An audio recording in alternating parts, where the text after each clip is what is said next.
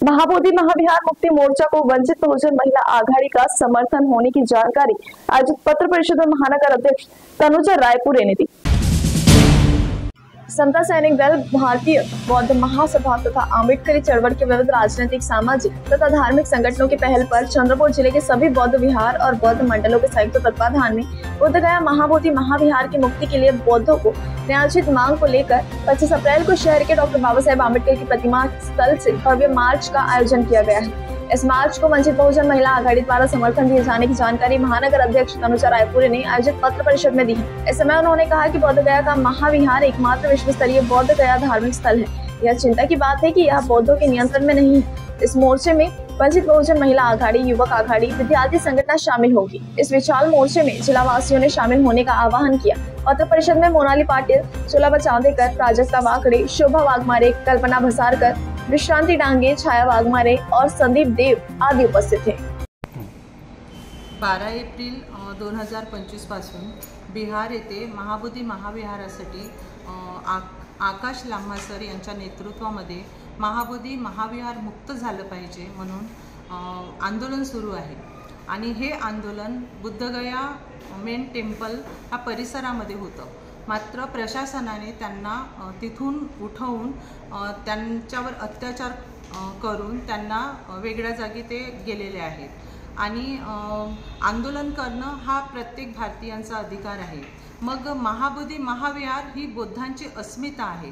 ही अस्मितेचं जतन करणं हे बुद्धांचं परम कर्तव्य आहे आणि बोधगयाचं जे विहार आहे त्याच्यावर मनुवाद्यांनी कब्जा केलेला आहे आणि त्या कब्जा आम्हाला नको आहे। 1949चा जो ॲक्ट आहे तो रद्द केला पाहिजे आणि महाबोधि महाविहार हे बुद्धांच्या हाती दिलं पाहिजे।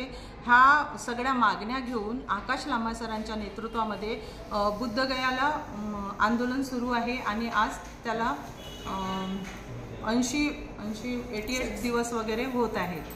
तर आमचं म्हणणं प्रशासनाला हे आहे की प्रत्येकाला धर्माचं रक्षण करण्याचा अधिकार आहे। संविधानाने हे अधिकार दिलेले आहे।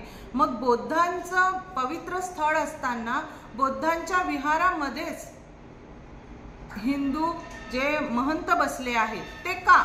आमचा प्रश्न आहे प्रशासनाला। जसं ख्रिश्चनचं चर्च असतं तिथे त्यांचे पादरी असतात, हिंदूंचं मंदिर असतं तिथे त्यांचे पुजारी असतात, मग बौद्धांच्या विहारामध्ये इतर समाज का?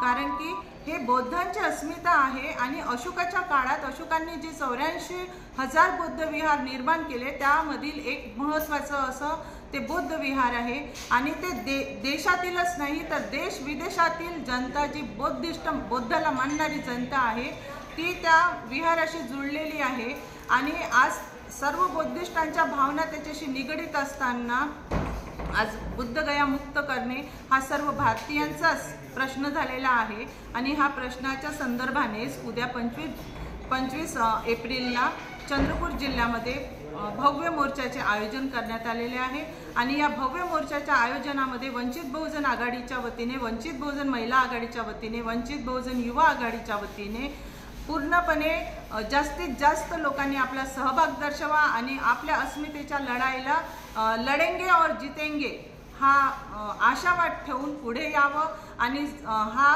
मोर्चा कसा सक्सेस करता येईल आणि कसं आपल्याला यश मिळवता येईल याचा प्रयत्न करावा।